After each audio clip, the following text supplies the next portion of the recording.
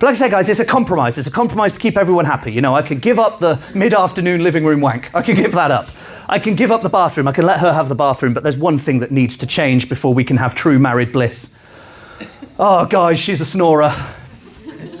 She snores. Does anyone here sleep with a snorer? Yes. Yeah? Well, I don't. I lie awake next to a snorer.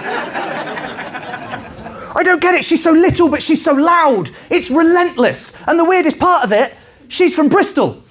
And her accent has somehow infiltrated her sleep.